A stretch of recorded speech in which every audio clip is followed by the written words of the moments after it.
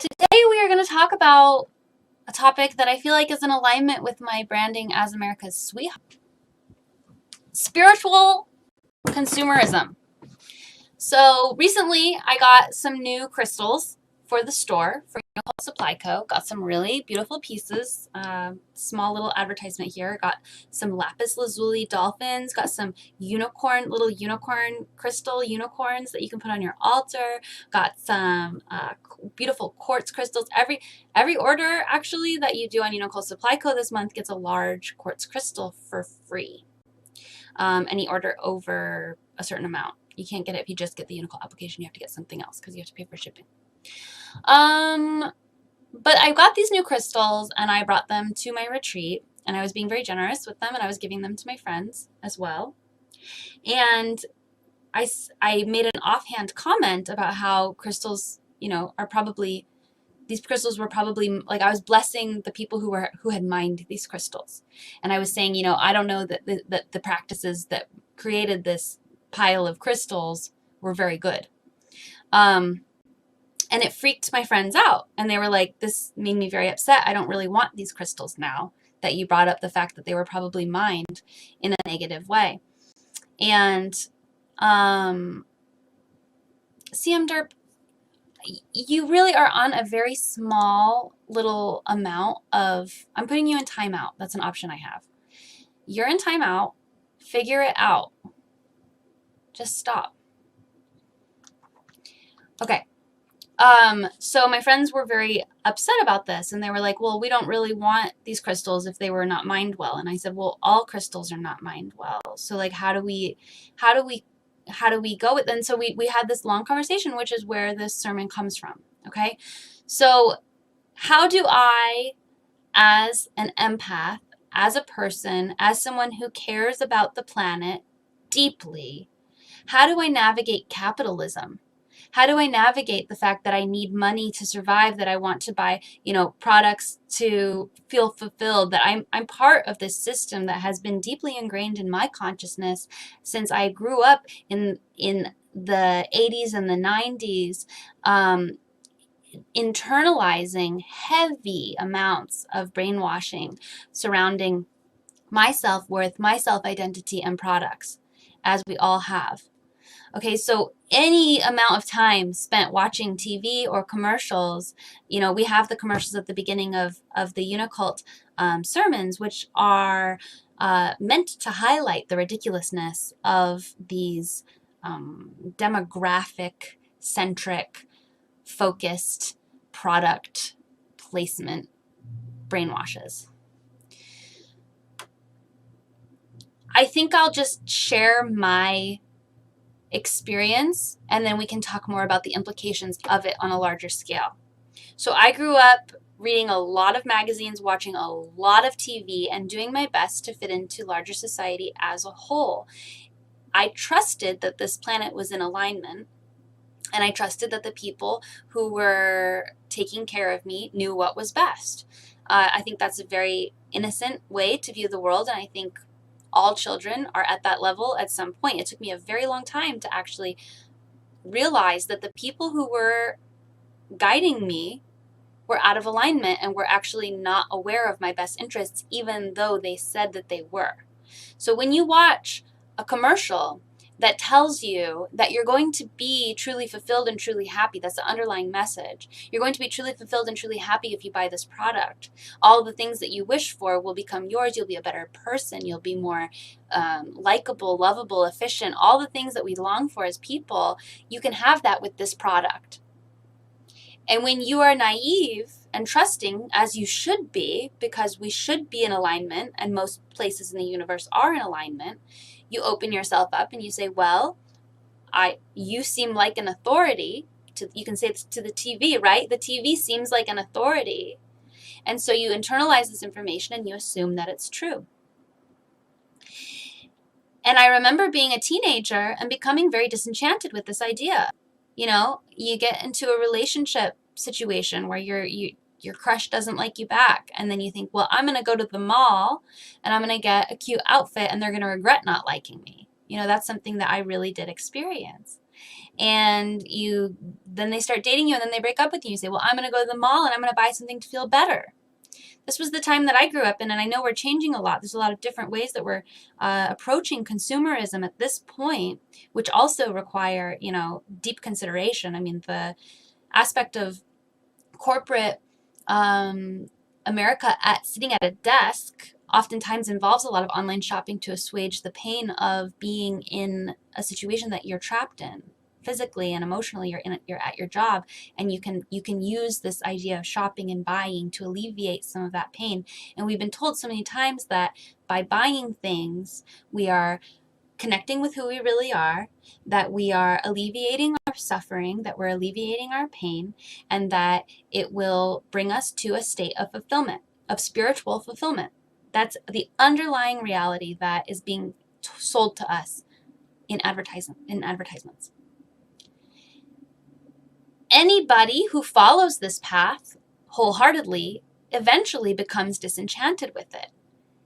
Or they have to live this second life of being very depressed inside and maintaining, this keeping up with the Joneses, keeping up with the Kardashians, whatever, maintaining this level of materialism is the answer and I won. If you can maintain that, then maybe people won't look deeper at you and see the pain that you have in your soul. Products are they're sold to us as devices to fill holes in our souls. There's materialism is meant to fulfill us spiritually. That's what we're being told. And it doesn't work. And we have massive amount of anxiety, mental illness, and low self-esteem because of this lie. It's a toxic reality. So how do you navigate, once you know this, once you come from this place and you know this, how do you come and participate in the world?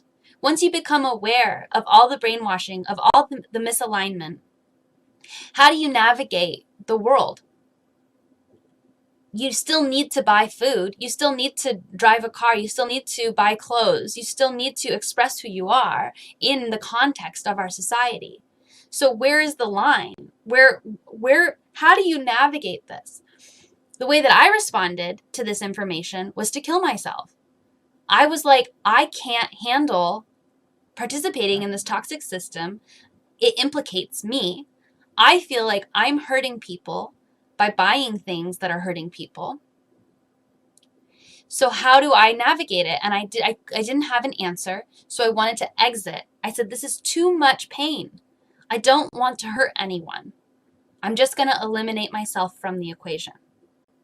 Obviously, I'm here now. I was saved by a miracle, had to figure out another answer to that problem. And what I found out eventually is that this is not actually, that suicide or eliminating yourself or taking yourself out of the equation is not actually an answer. Because look at how my life is now. Look at how many people I am helping now. If I had died merely because I didn't want to participate in toxic structures, I wouldn't have done any good to change them. So we're here now dealing with this and trying to figure it out.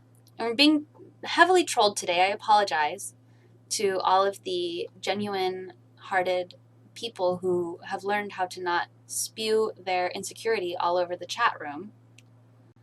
And for those of you who are, I ask that you just think about why you're saying what you're saying and ask yourself if you want to continue participating in Camp Church or if you would like to be blocked. That's your choice. If you continue to do this, you will be blocked. That's your choice.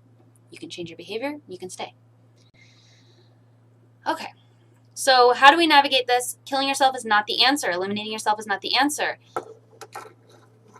What is the answer? Where's the balance? How do you know what is the right amount of materialism to embrace? At what point do you stop, you become zero waste? At what point do you not have a phone? At what point do you live in a cabin and not talk to anybody? At what point do you live off the land? At what point do you not even wear clothes and you just go live with a pack of wolves? At what point do you kill yourself? At what point do you embrace it wholeheartedly and try to get a yacht and a bunch of fancy clothes that are encrusted with diamonds? How do you know what's the right level of participation in this toxic structure in order to change it?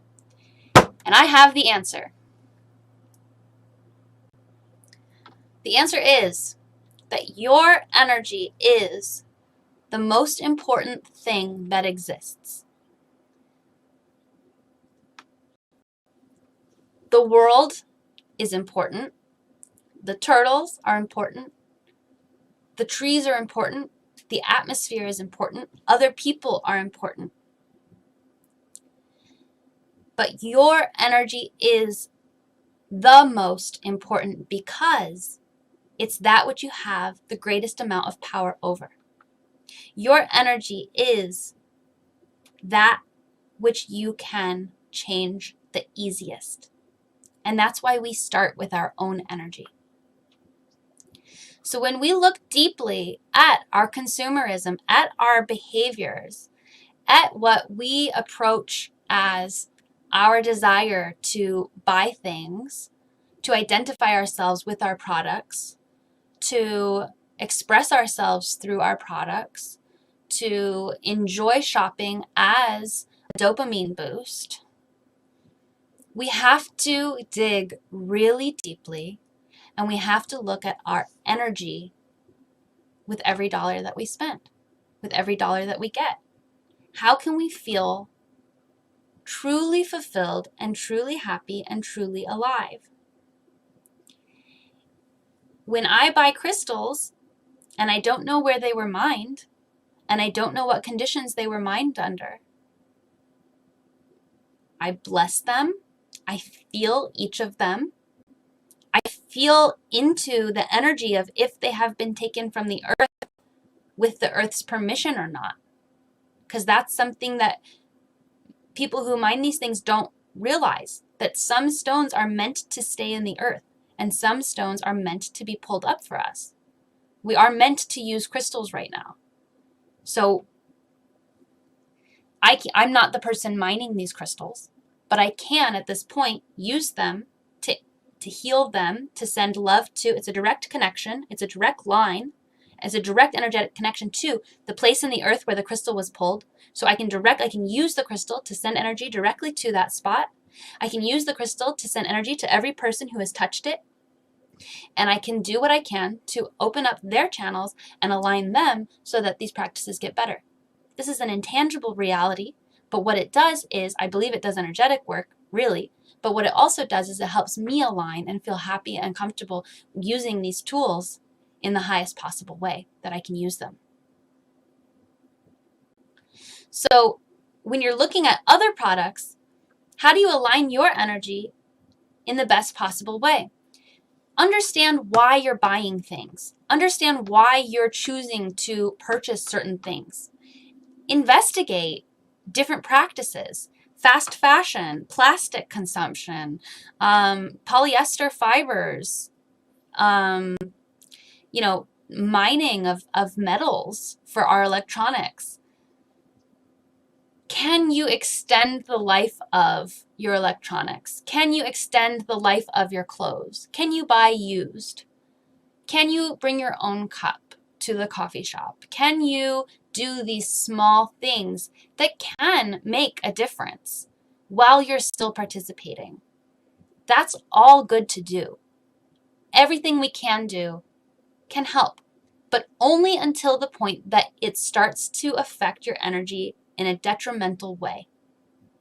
So this is a silly example, but let's say I go to the coffee shop to get some coffee, and I have a coffee addiction, and I forgot to bring my own cup. So I say, well, I can't get any coffee. And then all day long, I'm grumpy and mean, and I don't get any good work done. And I was supposed to do stuff for Unicult, and I can't do it because all I can do is deal with my coffee addiction. There's a lot of levels to this problem. But what I'm saying is, maybe it's okay for me just to get a cup that I'm going to throw away one day in order to do this work that I need to do, and next time, I'll just try to do better next time.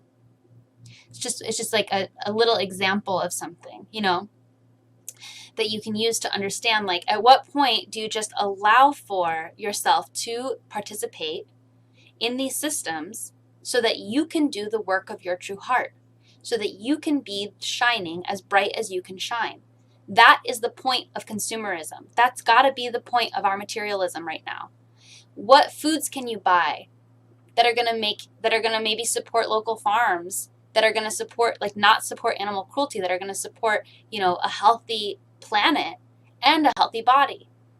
That is going to lift your energy up in the highest possible way it can be. If you don't live near any farmers markets, you don't live near any farms, and you don't know how to buy food, and then you just starve to death because you're like, I don't want to buy these, corporate products that are the only thing sold to me, then that's not raising your energy. You have to make allowances for places where it takes more effort than it's worth. And all I mean by that is imagine yourself as a ball of light, and what things make your ball shrink and what things make your ball shine bright. I participate in fast fashion sometimes. I thrift, but I also and I support local businesses, and I buy plastic clothes because a lot of the colors and things that I like are holographics, are plastic. And I think about that, and I realize that, and I'm aware of that fact, but also my clothes make me so vibrant. My clothes help me communicate my message to the world. My clothes help me do the work of my true heart. So at what point do I allow for this to the point where it's not super excessive, where I'm not just buying things I'm not going to wear, but to where I'm using each piece of clothing to truly express my true heart, and I send love to, the whole system? We have to be allowed to participate, because if we don't, we can't change anything. I heard of a person who was in the fashion industry for a long time. Fashion is a huge polluter. If you don't already know that, fashion is a really big issue. But I heard this person who was involved in fashion for a long time didn't ever think about the pollution aspect until recently. They were spiritually awakened, and they had all the resources they needed to start a sustainable clothing line because they are in the industry. If this person had been aware of the unsustainable nature of fashion, they never would have gotten into it. And then they never would have been able to start the sustainable fashion line. This is a stepping stone for us to do the work of our true heart. If you find yourself super ingrained in the materialistic culture, if you find yourself in an industry that is not necessarily good, if you find yourself with spending habits that are out of alignment with what you think is healthy for the planet, this is your opportunity to use your knowledge, use your abilities, and shift your understanding to be the most responsible you can be to your own energy. Start with your own energy. If you're eating fast food, you're eating the fear and the pain and the oppression of the employees, of the animals, of the systems. You're consuming that energy. If you can consume that energy and transmute it in your own body, and you can send love, and you can figure out a way to approach it from the brightest possible. You say, this fast food meal helped me do the work of my true heart. If you really feel that that's in alignment, then do that. We all have to do our best.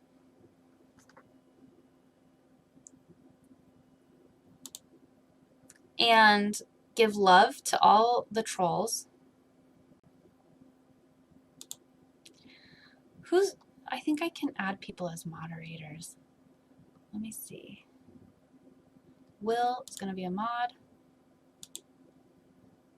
Kate is a mod. We'll start there.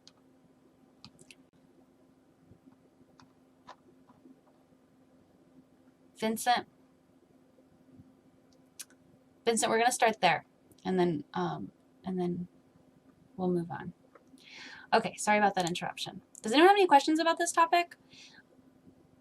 Look at your own energy, do what you can, understand that what you consume is connected to your energy.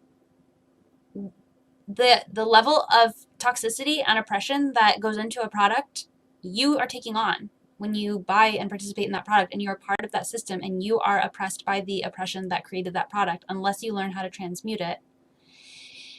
Do what you can to alleviate the suffering by making choices, but also hold those people who are actually in charge of these systems to a high degree of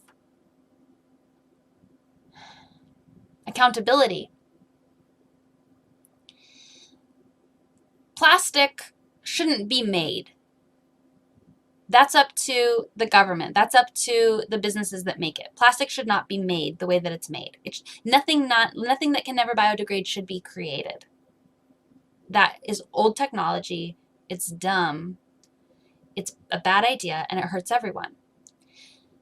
You can do what you can to alleviate this pain by not participating, by avoiding plastic, by becoming zero waste, or by working on becoming zero waste. But also do not take on full responsibility for that problem, and do what you can to hold the powers that be accountable. Because you can only take on so much. And you need to worry about your own energy. You will do so much more work by using plastic if it is working for you, rather than trying to run away from the entire system that created it.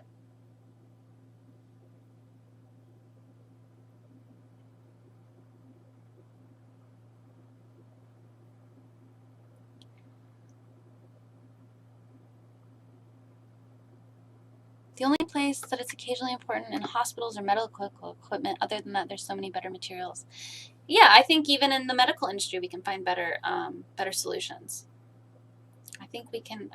I have absolutely full confidence that our ingenuity as humans can create better materials than the ones that we're currently using that are polluting the planet. Everything can be done in alignment. It's absolutely possible. If this is something that you're really passionate about, go into material sciences. Start studying these alternative. You see these videos of like kids in Africa, like on dirt floors making like water bottles that you can eat. What? It's apparently not that hard. I mean, or they're geniuses, which is probably true, but also like we can figure this out.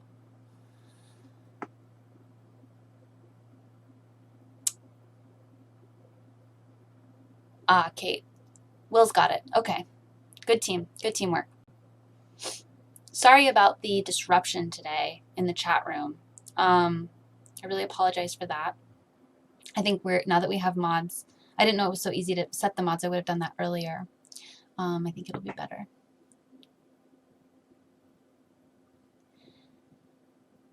I think that we can make things that are, Cookie says, I think in a way plastic also heals the earth because it takes so little energy to produce.